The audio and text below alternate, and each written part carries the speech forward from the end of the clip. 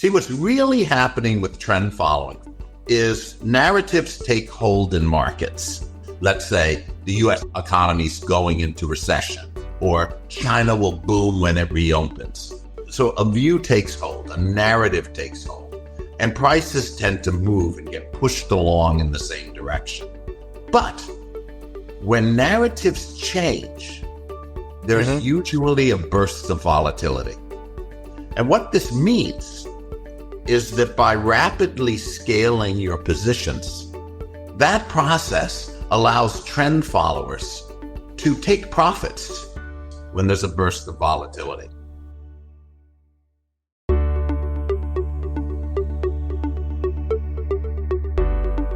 Hello everyone, I'm Vincent and this is Resonance Spotlight, the podcast where we explore investment strategies, learn the story behind them and meet the expert who create them. No strategy has been declared obsolete as often as trend following, only to make a strong comeback when least expected.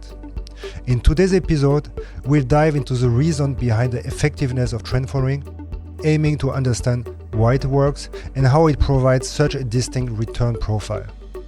Our exploration will span from the fundamentals of volatility to portfolio diversification and extend to niche commodity markets such as Californian carbon emissions. Today, I'm excited to welcome Doug Greenig, CEO and CIO of Florin Capital, a leading systematic asset manager specializing in trend following. Before establishing Florin Court, Doug served as the Chief Risk Officer at Man AHL and led its portfolio management group. Prior to that, he held several senior trading roles at Fortress Investment Group, RBS Greenig Capital, and Goldman Sachs.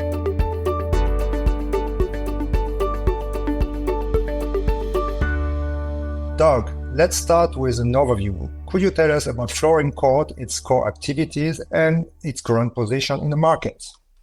Florin Capital is a special kind of CTA. We've been running the Florin Capital program since 2017. And what we do is we apply systematic trend following models to a very broad range of alternative and exotic markets not normally traded by typical CTAs or trend followers. For example, we trade French electricity. We trade steel rebar in China. We trade Malaysian palm oil, California carbon emissions, South African maize, about 500 macro markets in total across all the major sectors. And what the markets have in common, you see, is they're all operationally difficult.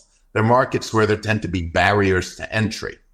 And that means there are greater opportunities. They're less well arbitraged. And we trade trend in a reasonably traditional and pure way on this vast set of alternative markets around the world, around the clock. Okay, thank you. I just took a look at your CV. You were not born a trend follower. You started as a mortgage trader. And how did you become a trend follower?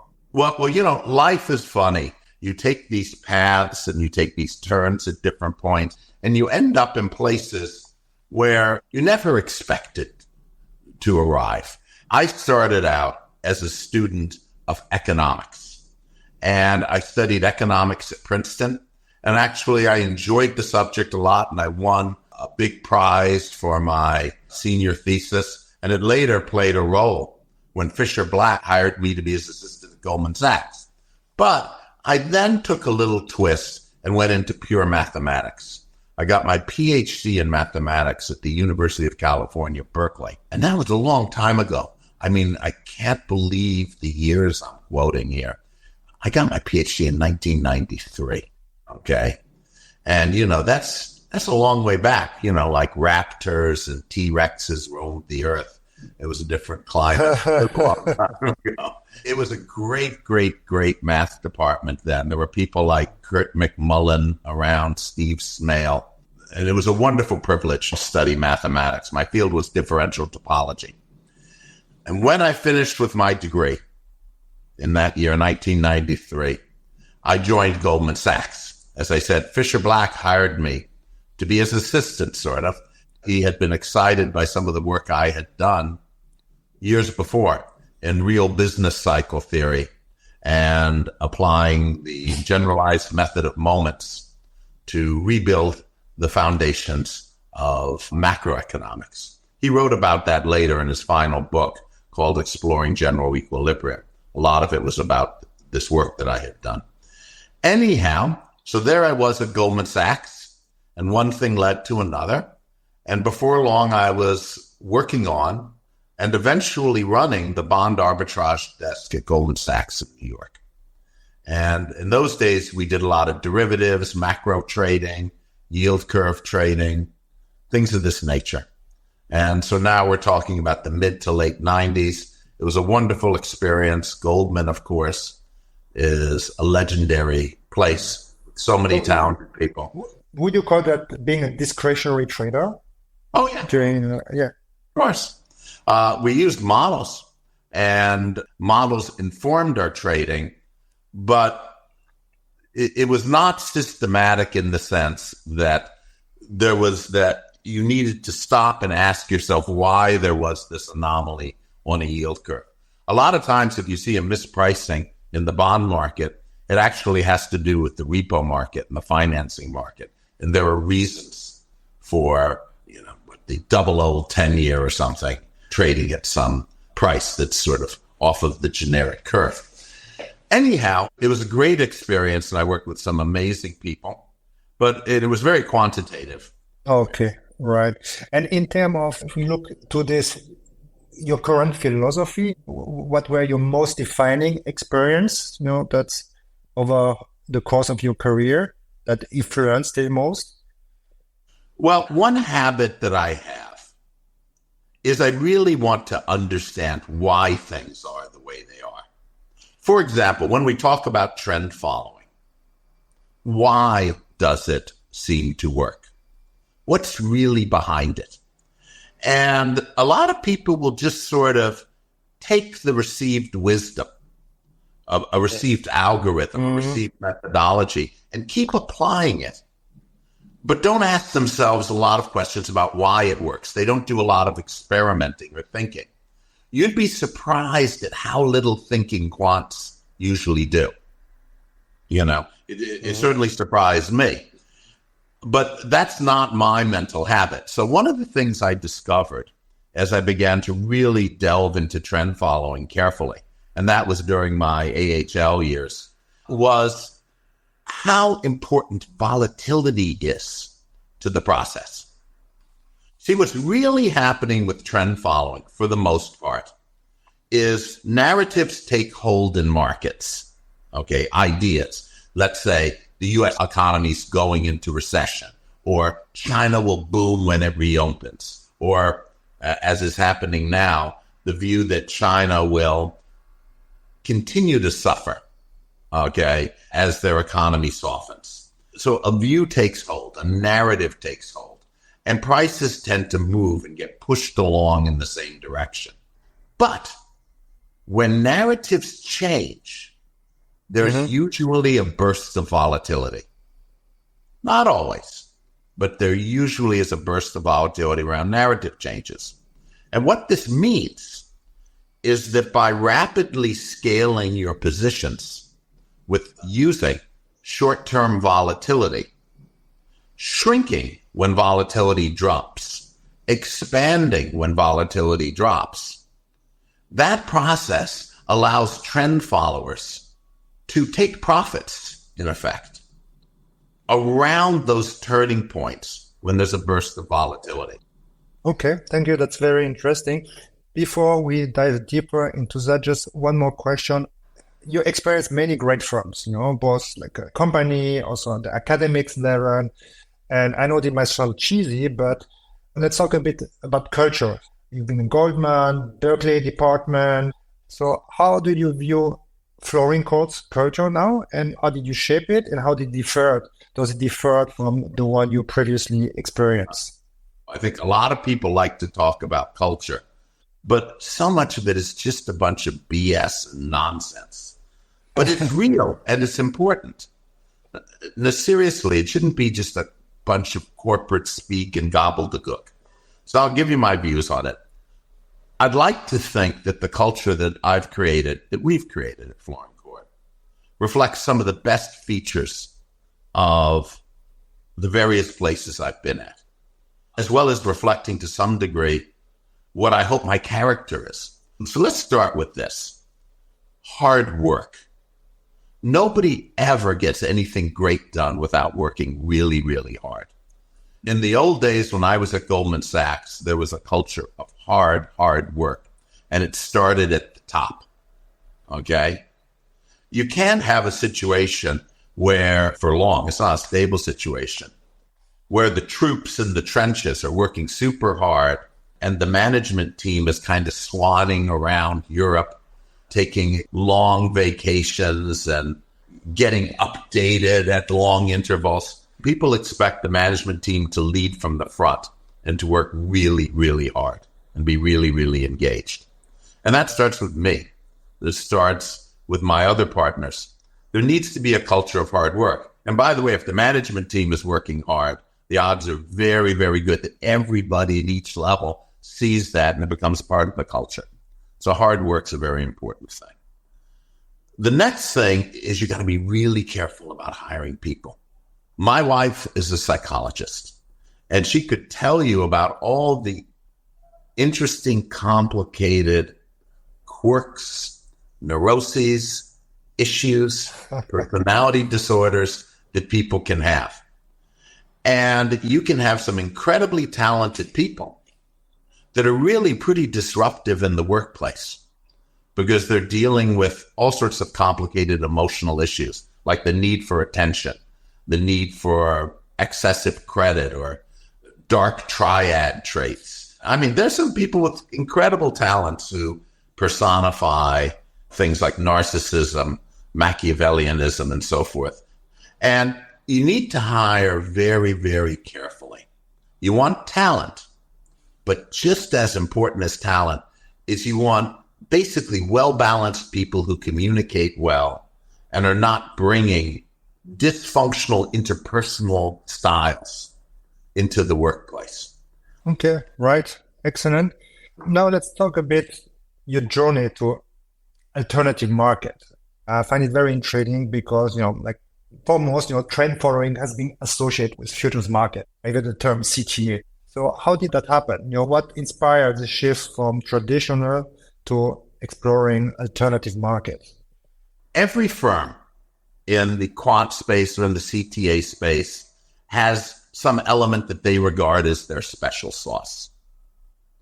And part of the recipe at my former employer, Man AHL, was to add as many diversifying markets as they could. So the first alternative market CTA that I am personally aware of was the Evolution Fund at Man AHL. And it is an outstanding product, widely regarded as one of the best CTA programs in the world. And so I'm proud to have been associated with it for a period of time. Now, I had the opportunity after I left Man to get out a clean sheet of paper and say, if I can start with a brand new infrastructure, if I can start from scratch, how would I do things? And make things as efficient as possible and make it as focused as possible. The basic concept is this. It comes from, if you will, I think it was Ron Kahn and Richard Greenig had some principle of active portfolio management, which was risk-adjusted performance equals breadth times skill. Okay? And if you can add new diversified markets to your trend following program, that increases breadth. If you can improve the models that you're using, that obviously helps with skill. And if the markets are less efficient, whatever skills you have may work even better in these new alternative markets that are, again, I'm probably referring to Robert Frost, the road less traveled, right? You may find more opportunities on that road. And so the idea is not that complicated. let's not mystify it. You're adding new markets that are less efficient and uncorrelated with the old ones. Of course, you're going to add a huge amount of performance, even if the markets weren't better markets, just through diversification, breadth in that equation. I would say that what we use one measurement, we count the number of independent bets in our portfolio versus the number of independent bets in the standard CTA portfolio. And we're a multiple, and we've been a multiple, 4 or 5 times more independent bets in our portfolio, the way we measure it using a kind of principal components analysis. There are other ways to measure it. Look at pairwise correlations and stuff. It's just a lot lower. We have a lot more diversification. And you would expect on that basis, just on that basis, for our Sharpe ratio to probably be about double a standard CTA's. And it is, or a little more than that. And then we have also found that the markets we trade trend a little bit better than standard CTA markets. Okay, thank you. I think, the benefit, I would say almost obvious, but there are definitely a challenge to getting there. And can you expand a bit on the nitty-gritty part, how you had to get your hand dirty to be able to trade all those markets? In a sense, that's the right focus point. It's not that glamorous. But by the way, in life, a lot of the best businesses involve a lot of gritty, not so pretty, hard work to set the stage for that profitability. So in many cases, the data are less available. There are operational hurdles. These are often not futures markets. Many of them are over-the-counter markets. A lot of them don't look like a future. A credit default swap doesn't look like a future. And so you have to transform the markets into something that looks more like a future, that you can trade with the systems that we have. So whether we're joining some exotic exchange in order to be able to trade freight, whether we're learning about the inter-dealer brokers and sources of liquidity in an emissions market, whether we're dealing with a complicated tax issue in some emerging market, futures market. These sorts of things are the sort of bread and butter of what we do. Maybe let's not talk about the actual strategies, maybe just to start at a high level. So in terms of return, profit, or profile, or benefit to investors, what are you trying to achieve with your strategies? Well, our main program runs at 10 vol. And unlike many systematic shops, we actually deliver our advertised vol, or at least we have done so historically. We're very close to 10 on any kind of reasonable look back. And as I had mentioned, we have a Sharpe ratio in the neighborhood of 1, a little over 1.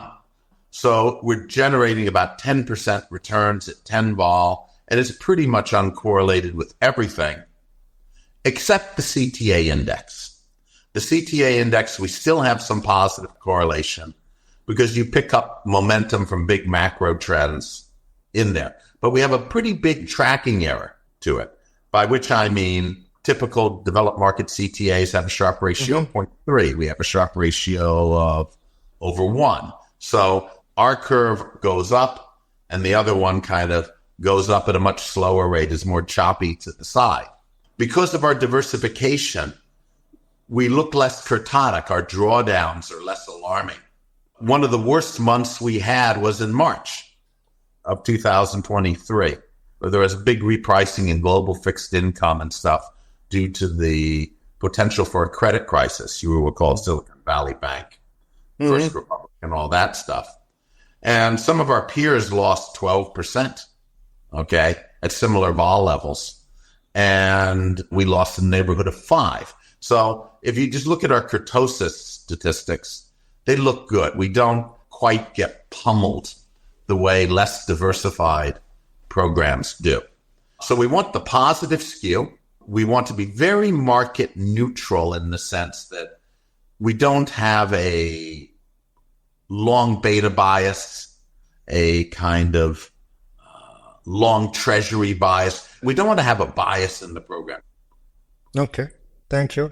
Let's talk a bit about risk management. I see you also have a strong background there. So is there something beyond vol targeting? What is there beyond vol targeting? Well, one of the difficulties here is you're actually managing a portfolio. When I spoke of vol targeting, we were talking about one market, a narrative, right? The narrative changing, there's a burst of vol doubles, you cut the position in half. The trend turns. At first, you lose a little bit of money.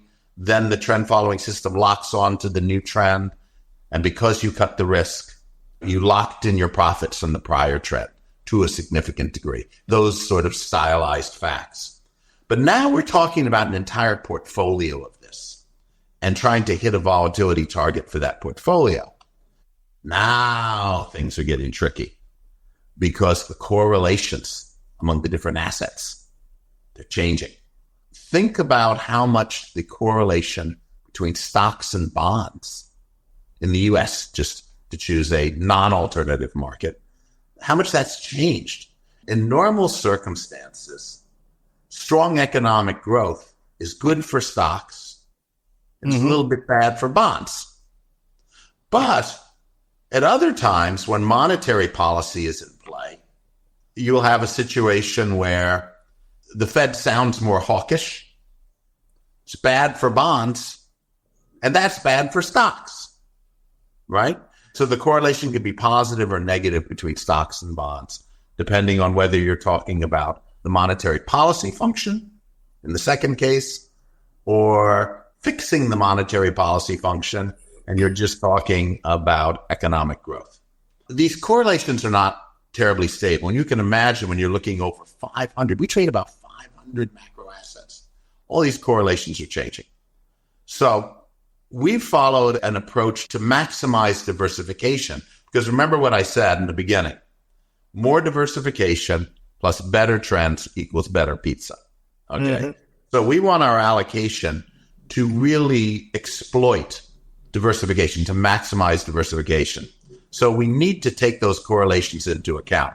So we use a tree structure. And essentially the idea is you have twigs, you have branches, you have limbs, big branches, you have the trunk of the tree. And the trunk of the tree is the portfolio. A big branch might be power markets.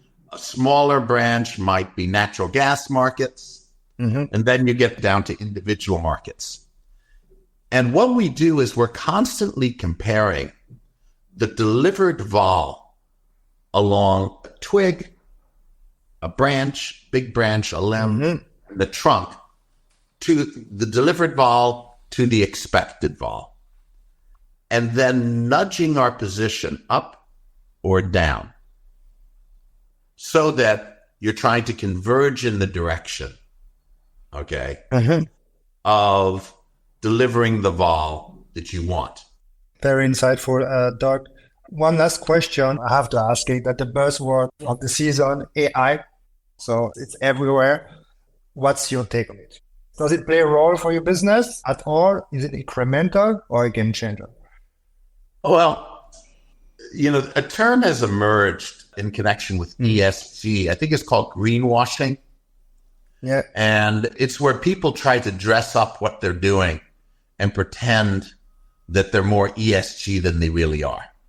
And there's probably some AI washing going on where people want to sound like they're involved in the space more than they really are.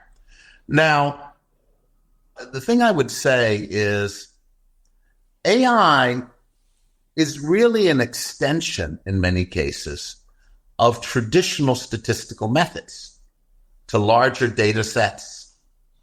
It's not always quite as exotic as people think. A neural network is a form of a nonlinear regression, estimated using methods like backpropagation. And actually, it's a pretty cool thing. And neural nets can do many interesting things.